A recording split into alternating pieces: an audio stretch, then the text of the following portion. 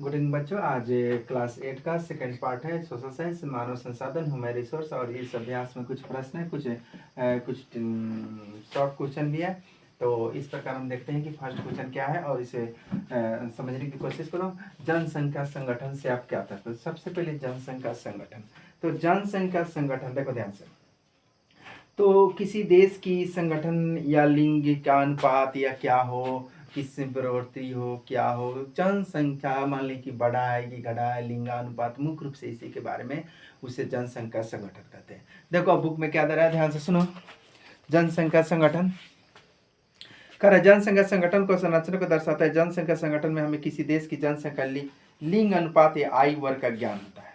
क्या होता है संगठन में? लिंग अनुपात, आयु वर्ग की गणना जनसंख्या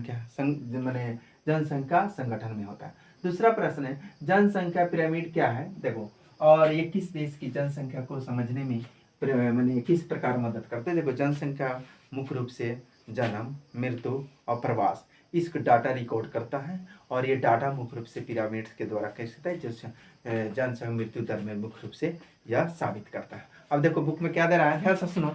जनसंख्या पिरामिड के बारे में ध्यान से सुनो।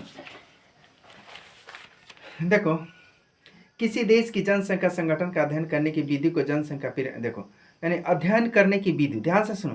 किसी देश की जनसंख्या संगठन का अध्ययन करने की विधि को जनसंख्या पिरामिड कहते हैं। अध्ययन करने की विधि को उस देश की जनसंख्या पिरामिड किसी देश की जनसंख्या को समझने में किसी प्रकार का माने निम्न प्रकार से सहायता करते हैं। देखो कैसे सहायता करते हैं।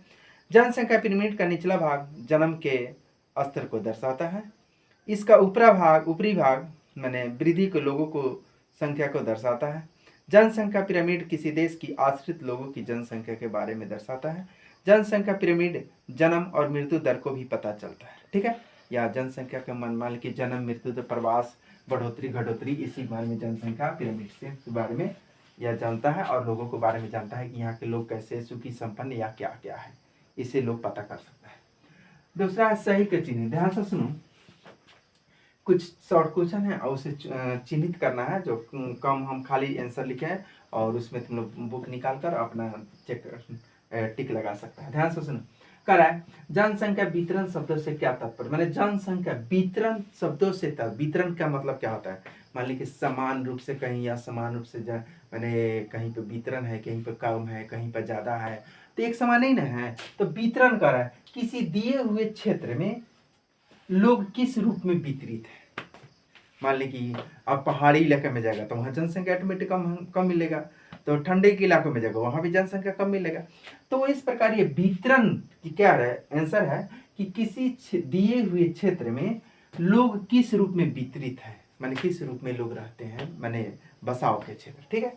दूसरा प्रश्न है, वे 3 मुख्य कारक कौन से हैं जिनसे जनसंख्या में परिवर्तन होता है? अब देखो, मुख्य रूप से 3 कारक जो जनसंख्या में मुख्य रूप से परिवर्तन होता है, ध्यान दो कौन कौन है?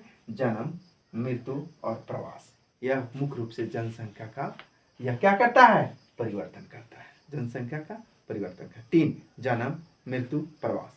नेक्स्ट क्वेश्चन है, 1999 में विश्व की जनसंख्या होगा। अब देखो 1999 में विश्व की जनसंख्या कितना हो गई? 6 अरब। कितना हो गया?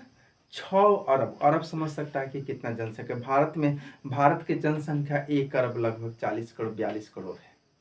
अंदाजा कर सकता है कि यहाँ 1.5 अरब तो भारत में है, और ये चीन में लगभग इतना ही है, 1.5 अरब चीन में है, तो 1.5 लगभग 3 अरब तक में दुइयों को देश रखकर 3 अरब रखता है, और पूरा दुनिया के लोग लगभग मान सकता है कि 3 अरब यानी कि 3 अरब में रख सकता है। तो अंदाजा कर सकता है कि अब ये भी मिला लो कि जब जो है महाभारत की युद्ध हुई तो महाभारत के युद्ध में 18 अरब लोग थे। अभी भी उतना हम जनसंख्या उतना नहीं पूरा है, समझ में आया? महाभारत जो तो हम लोग पढ़ते हैं, जो महाभारत में 18 अरब लोग थे, और कितने अरब मारे गए अंदाजा तुम लोग कर सकता है, समझ में? अभी हम लोग 6वें अरब यानी 7वां अरब के करीब पहुंचने वाले हैं, समझ में आया? चलो नेक्स्ट क्वेश्चन है, देखो यानी कि जनसंख्या पिरामिड क्या है? अभी ने बताया कि जनसंख्या क्या करता है कि जनसंख्या आयु, लिंग, संगठन का आलेखीय निरूपण करता है कि उसका आलेखीय निरूपण करता है कि वो आलेख से ही पता लग सकता है कि बढ़ रहा है कि घट रहा है कि संगठन कैसा है, उसका आलेखीय पता करते हैं। यह जनसंख्या प्रवास करता है। अभी इसके पहले पिरामिड के बारे में बताया। नेक्स्ट है, नीचे दिए गए शब्दों को उपयोग करके वाक्यों को पूरा करें। कुछ शब्द दिया हुआ है, उसको खाली स्थान उसको पूरा करना है। देखो ध्यान से क्या कर रहा है, इसमें शब्द में हम पढ़ते हैं, ध्यान से सुनो। का शब्द पहले पढ़ दे रहे हैं, उसके बाद हम आंसर देंगे। पहले शब्द पढ़ रहे हैं, विरल, अनुकूल, प्रति, कृत्रिम, उर्वर, प्रकृति, चरम, घना। जब लोग किसी क्षेत्र की ओर आकर्षित होते हैं तब यह बसा हुआ बन जाता है। इससे प्रभावित करने वाले कारकों के अंतर्गत खाली स्थान, जलवायु और संसाधन, खाली स्थान की आपूर्ति और जमीन आते हैं। देखो ये कुछ शब्द दिए हैं, अब इसको कैसे कैसे पूरा करना है ध्यान से सुनो। अब इसे पढ़ रहे हैं, आंसर हम दे रहे हैं। जब लिखना शुरू करो। जब लोग किसी क्षेत्र की ओर आकर्षित होते हैं तब यह घर बसा हुआ बन जाता है। इसे प्रभावित करने वाले कारकों के अंतर्गत अनुकूल जलवायु, प्रकृति संसाधन की आपूर्ति और उर्वरक जमीन आते हैं। मुख्य रूप से इसमें क्या क्या आते हैं, उर्वरक जमीन, प्रकृति बसाव, और इसमें अनुकूल जलवायु, प्रकृति संसाधन और आपूर्ति के अंतर्गत, और यह मुख्य रूप से आते हैं। तो इससे हम जो बोले हैं उसे रोक रोक कर लिख सकता है, और प्रश्नोत्तर अपना स्टॉप कर कर वीडियो उसे प्रश्नोत्तर लिखने का प्रयास करो। धन्यवाद बच्चों।